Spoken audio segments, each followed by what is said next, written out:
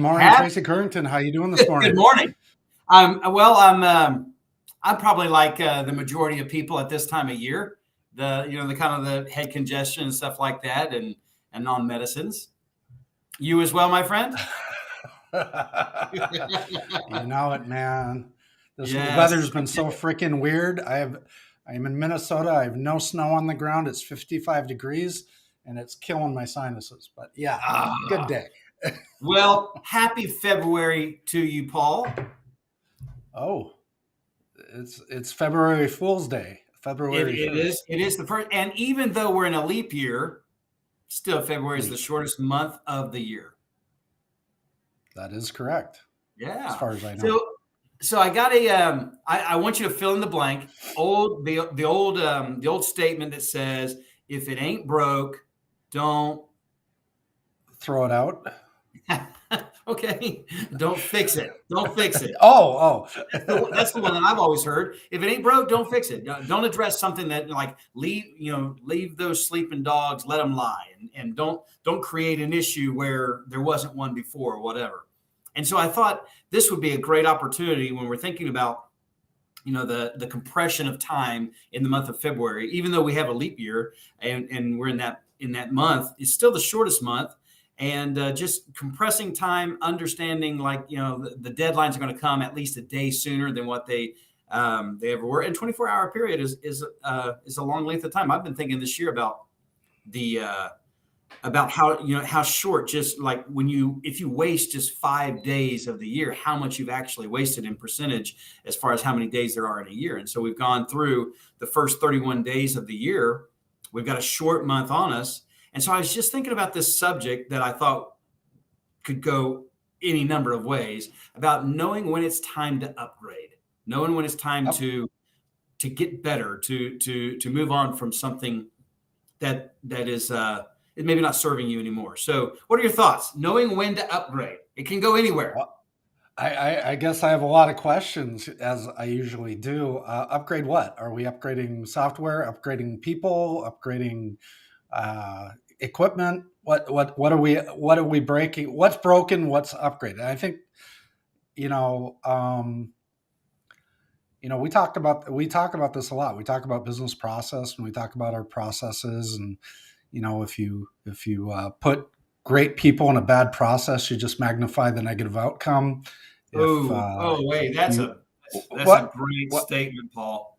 That's a great what? statement, Paul. You got to say that again. Say that slower. That was awesome. Drop that gold again.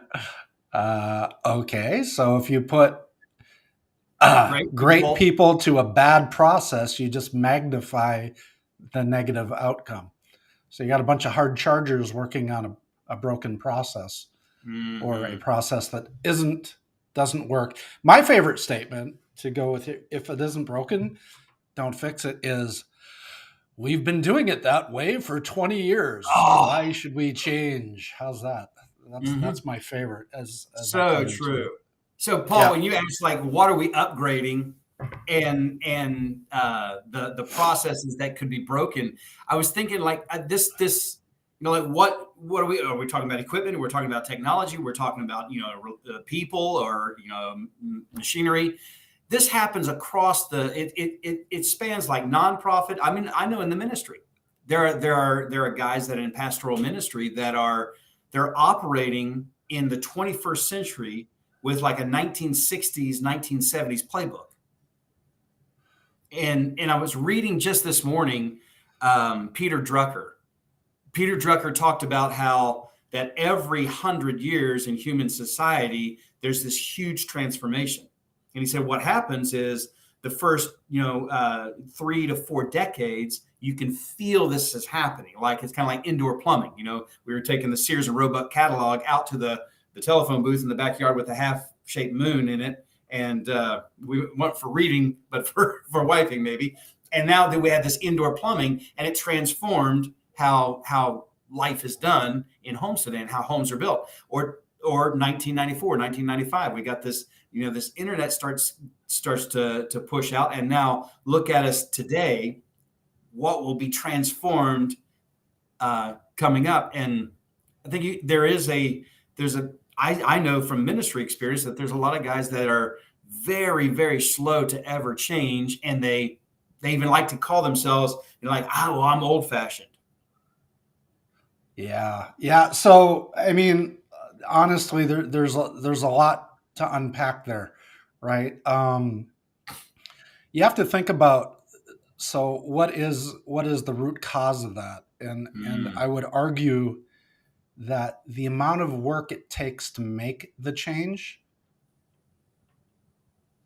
mm. doesn't immediately resonate with the result of the change.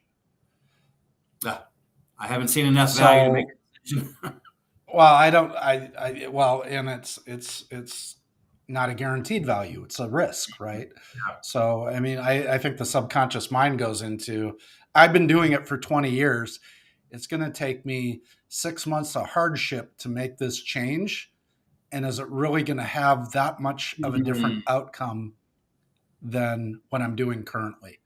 Ah, so And good. and tech and tech was a lot like that, right? Because there was over the past 20 years, we could be a lot further along than we are from a business standpoint in a lot of businesses if we would have embraced the change early. And there was a lot of trouble, right? The software breaks, software, we didn't Mhm. know exactly what we were doing. We didn't.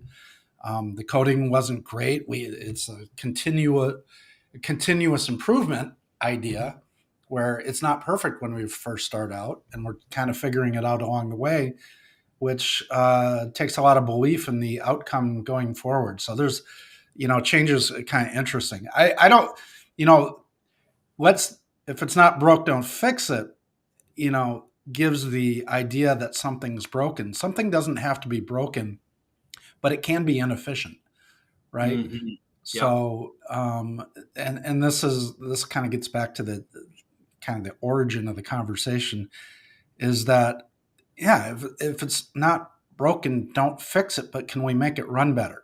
Yeah. Can we take a Right. look at the processes? Has something changed in the environment or in the market or whatever that lends itself to changing a piece of that process, or equipment or software that's going to make us more efficient and get the most value out of every dollar that we're spending on said Hmm. process, right? Yeah. Yeah. And then, Yeah, what do you think? yeah, absolutely. So I love the idea of efficiency, and then it's kissing cousin effectiveness, where you think if it ain't broke, not only can you make it better, but if it ain't broke, does it even serve us anymore? I think that I read an article this last week that talked about um, the this big, huge push right now for the storage facilities.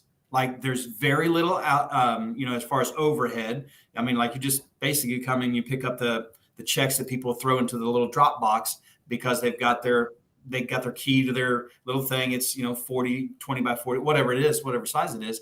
But there's a big, big push because people don't have enough room in their garages anymore to park their cars because they got all this stuff in there that's not broke, but really a Peloton was not never meant to hang your clothes on. So it's like, so it's not broke, but it's not serving them. Their attics are filled with stuff that they don't even look at anymore. Their sheds can't even park their garage or their lawnmower in it.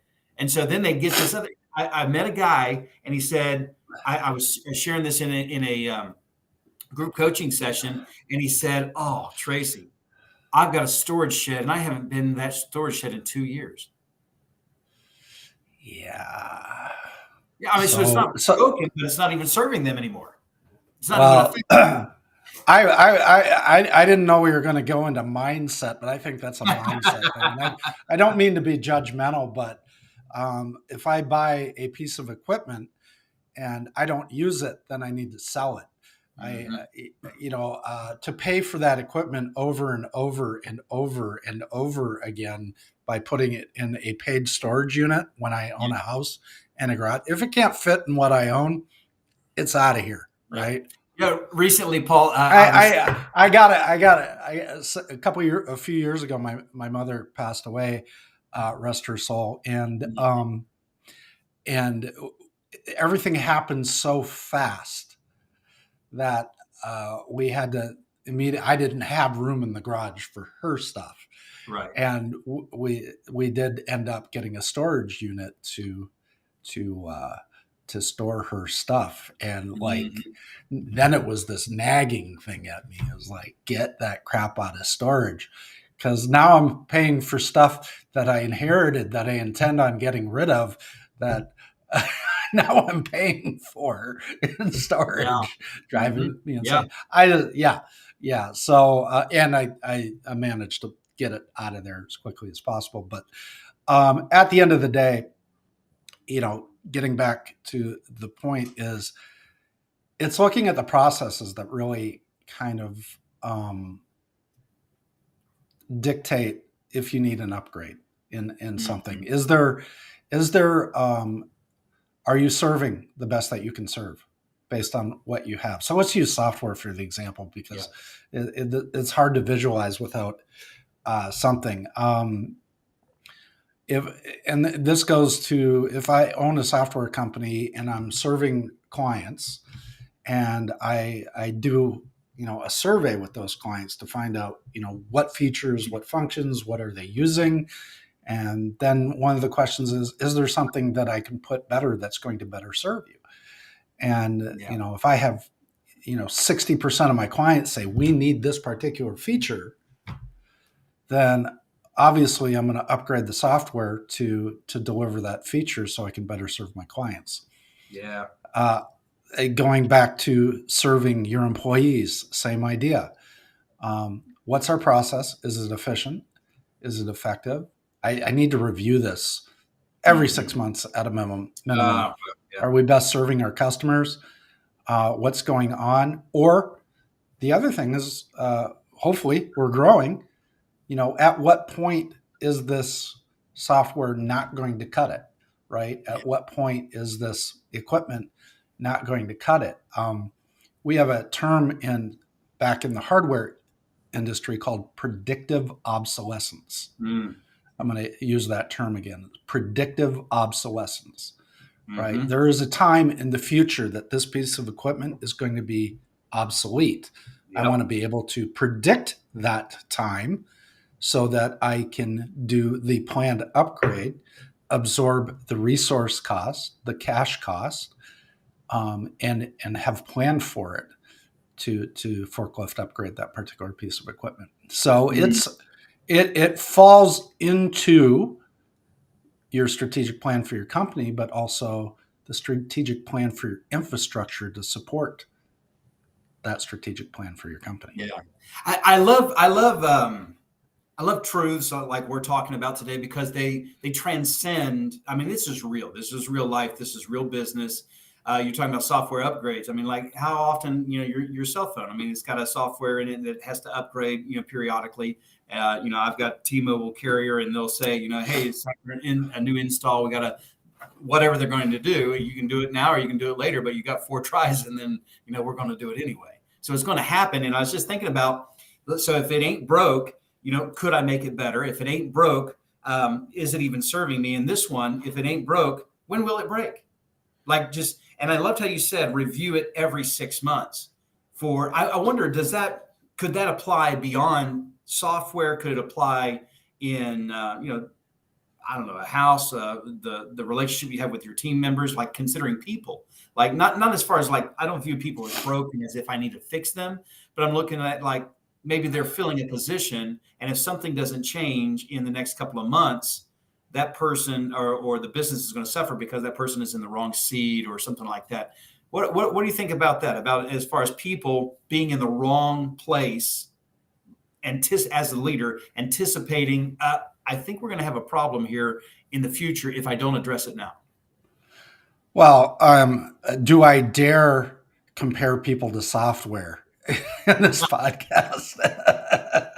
I like so, I like what you said. There are some that say your people are your greatest asset, and that's that. When I think of software, I think of an asset. I think a computer is an asset, a car is an asset, but I think of people as an advantage. Like if I got the right people on my team, I'm going to have an advantage over you and your team because I got better quality people.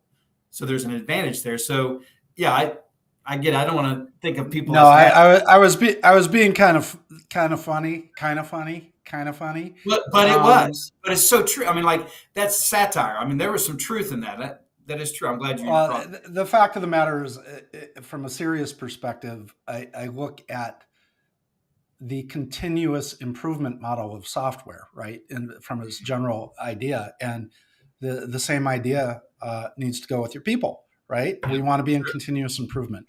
We want to provide them opportunities to train, to get better, to master their craft.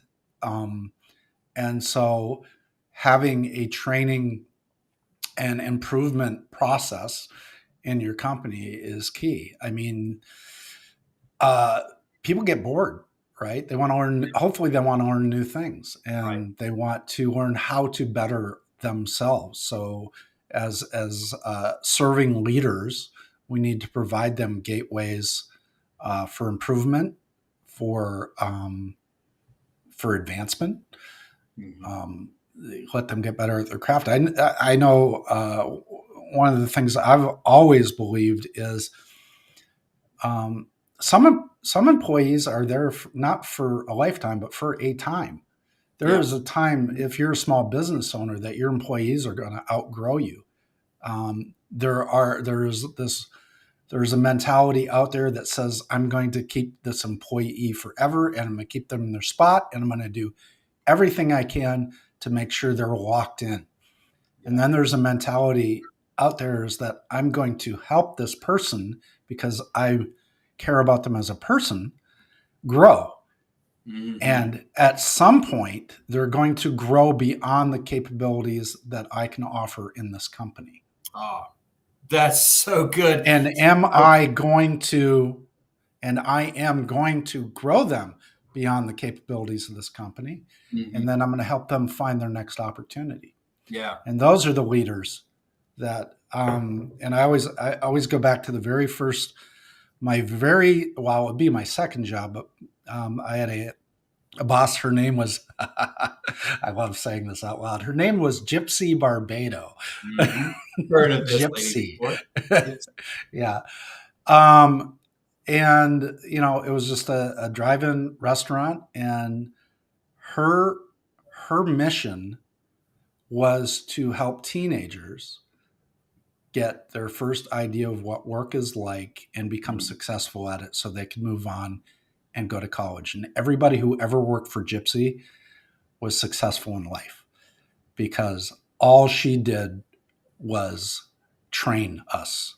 She Mhm. trained us about money. She trained us about how to run a business. She was open and clear about everything. And she knew that when we turned 18 or 19, that we were going to not be cooks and not be car hops, but we were going to go out and do something else with our life. She was the gateway for me and for everybody else who worked for her to having a real business and an entrepreneurial mindset at that Mhm. age. Her idea was not to lock us in being a prep cook or a cook, short order cook, Yeah. till we retired at 65. Her idea was she knew that we were going to outgrow her business, and her mentality was to grow us way beyond her business before she let us walk out the door. Mhm. So to That her, I say cheers, because absolutely. that's the type of leader I endeavor to be. I think there's a level of security, like we were talking on this point of continuous improvement. Like a leader has to be secure in who they are and what their real. You said her mission was. Like for you to know her mission implies that she knew even better what her mission was. That she's putting people on the on ramp to life, and you start out slow, and you got to merge into life. As in traffic, but I think it's a Yeah, secure leader that says, like, oh, hey, listen, I got to put my 2 weeks notice in. I'm going over to college, or I'm going to da, da, da, da, whatever it is. And that leader not to feel like, oh, they're leaving me. I can't believe they're leaving me. Like an insecure person, like, like everybody's leaving me. And I've felt that before. Like leaders get mad when somebody leaves, or because it's going to put them out, or I mean, because it's more of a selfish type thing. What are your thoughts on that? yeah. My thoughts are investment has ROI. And if you are investing in your employee, it's actually harder for the employee to leave you. I mean, you literally sometimes have to push them out the door. Look, you've grown beyond us. Okay, we've got some other guys coming up. You've grown beyond us. Let's get you in the right company with the right position at this point, because this company is only going to go so far. And that goes for a good portion of the small business out there. And then you have business where there's going to be opportunity to work up, into the C-suite or that, and be able to do that. So to grow that person either, up into the corporate world or out into the world of entrepreneurship, creates a relationship with your employees. That makes them hard. It's hard for them to leave you because you've invested so much in them. So they're there to help you further your mission. I kind of laugh to go back to that as Gypsy had vision, mission, and values before they were ever buzzwords. Yeah, that's great. Yes, well, we have one of our viewers asking, how important is continuous improvement for every servant leader? I think we're spot on. That's a great question for where we're at right now. Just thinking of, like, a servant leader is there. I'm the leader. I'm in a leadership position. I'm in a leadership role, but I'm the servant for the team. And maybe this job is no longer serving you. Just like you said, you've outgrown us. You're beyond. You have greater things than these that you're going to do.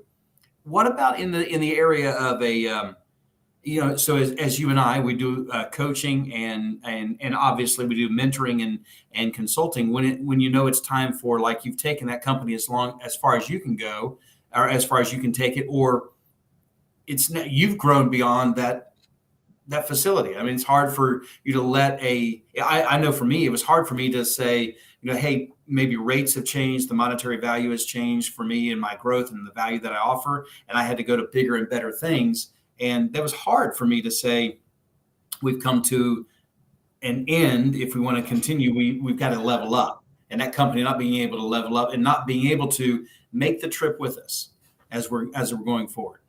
And it brought it up when you said employees are not there for a lifetime, but for a time, or consultants, coaches not there for a lifetime, but for a time. I want to, I want to frame that properly, because what's coming out of you is a lot of, I can't grow, I can't do this. That is not the case for any business. Okay. The creativity around growth. Gypsy was very specific. This was a lifestyle business for Gypsy. Okay.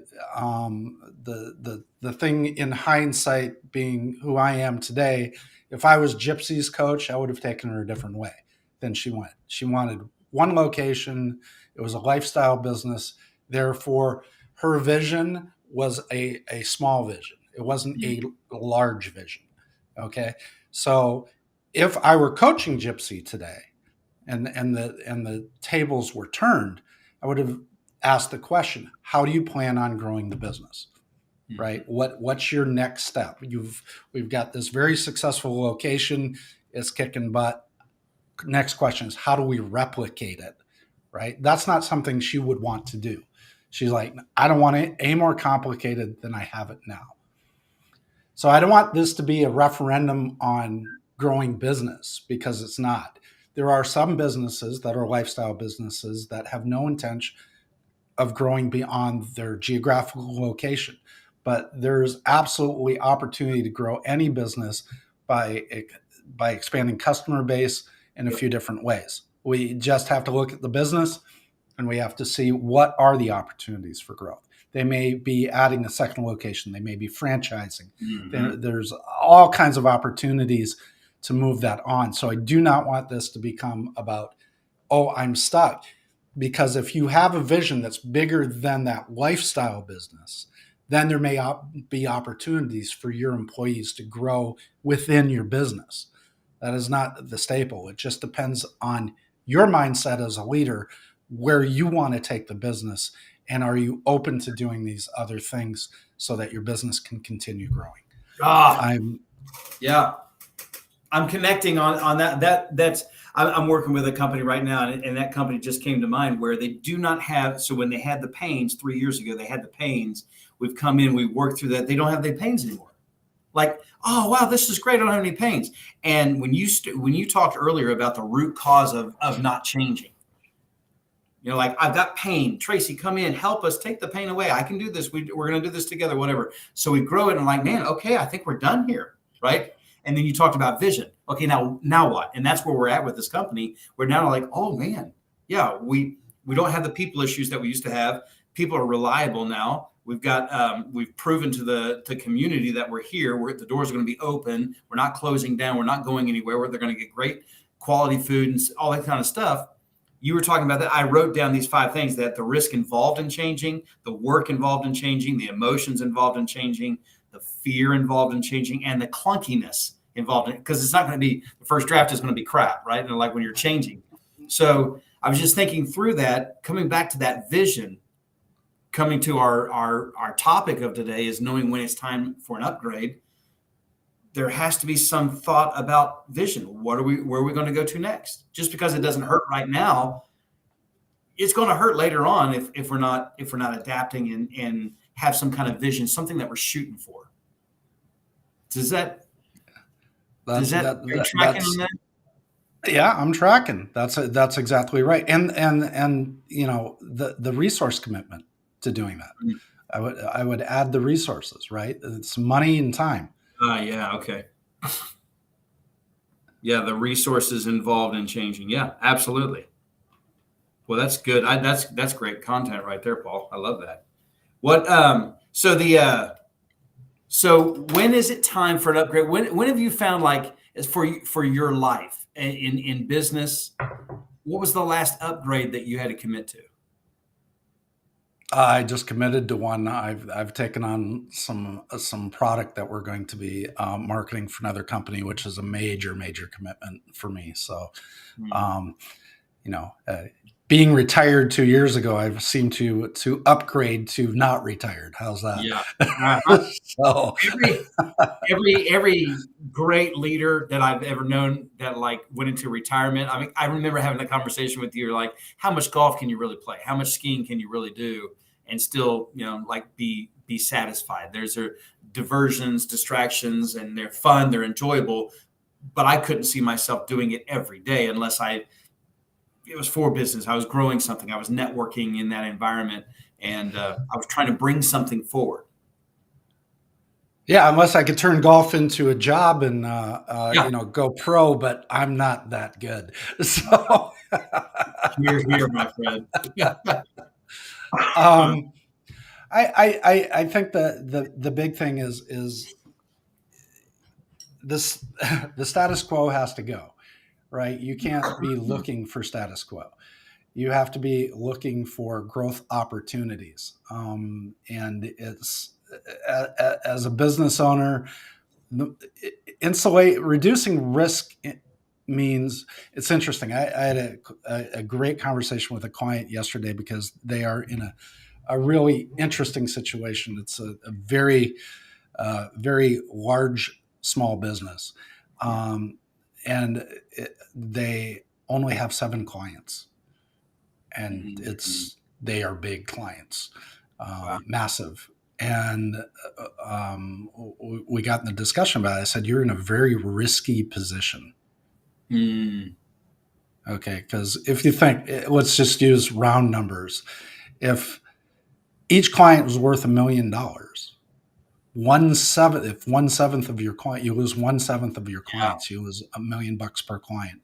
They've been in business for a long time, and they're in one of the riskiest positions you could be in. They have lots and lots of employees. They only have 7 clients, and they need to get more clients. Oh, wow. So they need to change from the standpoint of, because it's that status quo thing. It's like, we're making big money here just off 7 clients. Why do we need to go, get more, right?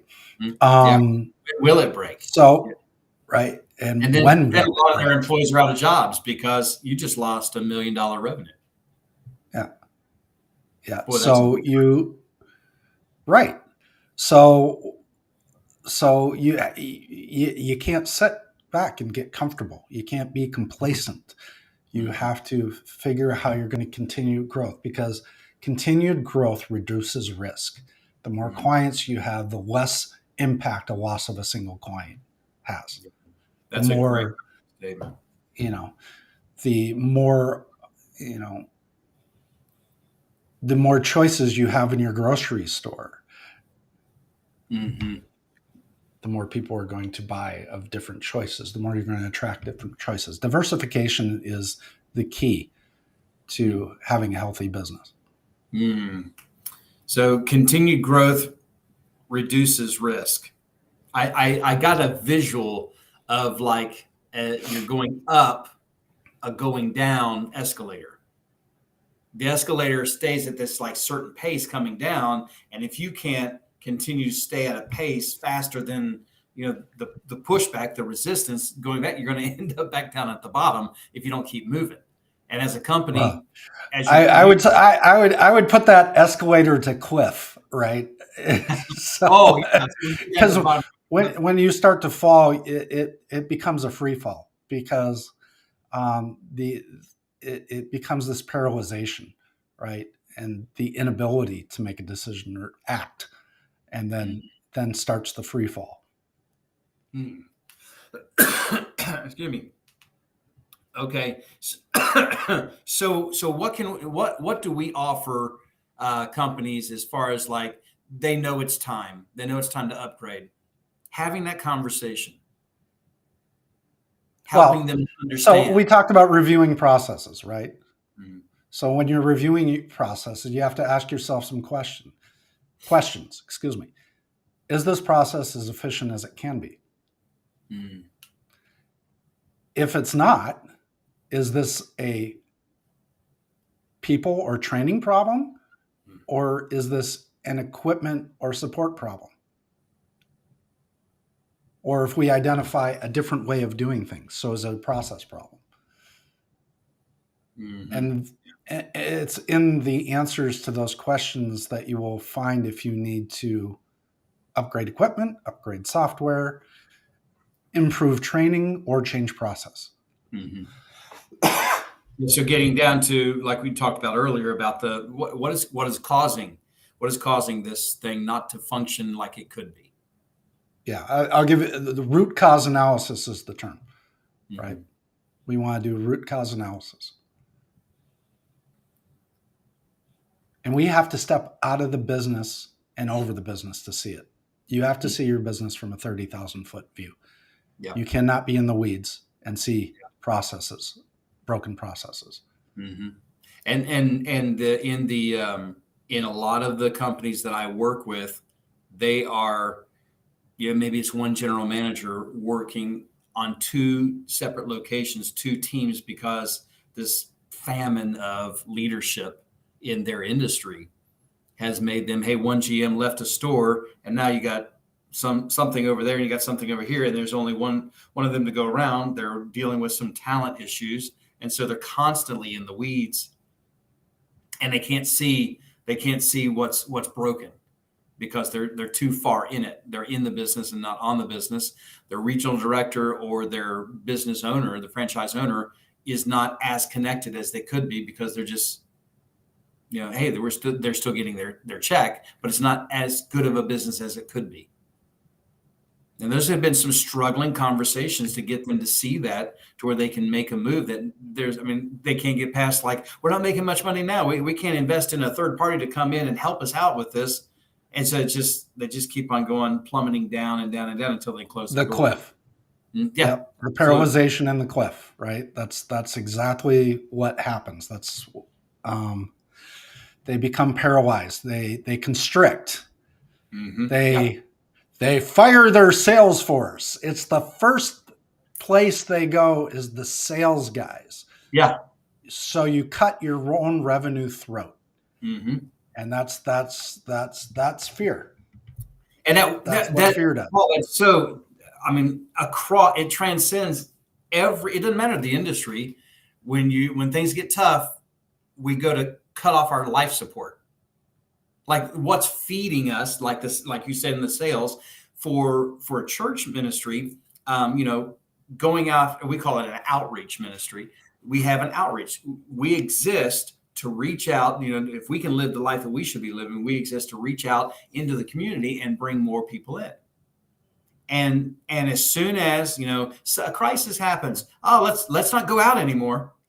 It's like why would you not want to do that? Why would you not go out for more customers, parishioners, church members? Why would you not go out, for more converts or whatever the story is? And it's an evangelistic approach, but that's what I see. Even those in the ministry that they do, they that's the life support. That's why we really exist in the first place. Let's stop doing that. And it's not only it's counterproductive, even though they think it's counterintuitive. Yeah, absolutely. Absolutely. You cannot cut off your, it's like, your car breaks down. So you cut the gas tank off of it. Right. Yeah. Yeah. That's going to help it run. Sure it will. So what will be the points that need to be driven home from this episode for our viewers about knowing when it's time for an upgrade? What are your thoughts as far as like a good, healthy takeaway for people that are viewing this episode? So I would say that probably the biggest thing you can do is take a couple hours a week and map out your entire organization. How every process works, right? From sales to delivery. And then take a look at that and see, is it the most efficient it can be? Are all the pieces there to make it efficient? Next question is, what's not automated that could be, right?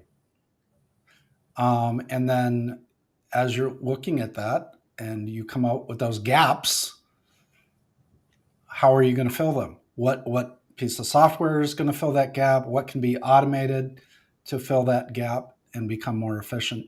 What you end up at the end of the day is less costly business. So to the point of, when you're in constrictive times, you can cut costs by improving processes and then, find more ways to create revenue. And ultimately is once you do it once, then you can review it every 6 months and see if the environment's changed, see if the regulational structures change, where you have to change the process because of some regulation that came down from the state or federal government. Whether you need to change, maybe if you're a manufacturer, maybe you can't get this part in China anymore and you're going to have to source it out of, Africa. And how are you going to change that process to work? So you have to look at the business as a whole. And again, looking from an equipment standpoint is just, when is this going to not work anymore? When is technology going to become so much better in this particular fashion that it's going to be more efficient, or the piece is not going to be broken or not going to work anymore? Like, there's a lifespan on every piece of equipment. What is that average lifespan? So when can I predict it's going to go bad? Yeah. And not interrupt my business processes because we're reacting to a failure. We're actually well planned out how we're going to deal with that failure. And that magnifies itself as the organizations are bigger, right? I was just thinking when you're saying that both of us right now are probably operating at about 80%. Just sometimes, if you think of an organization as an organism, our bodies being an organism, like there's some things like, maybe right now, hey, I'm hungry. Right now, man, I got a headache. I'm also congested. I got this scratchy throat, I got these things. When I was thinking about a business, you're going through that, I was thinking like, what a great question. What hurts the most right now?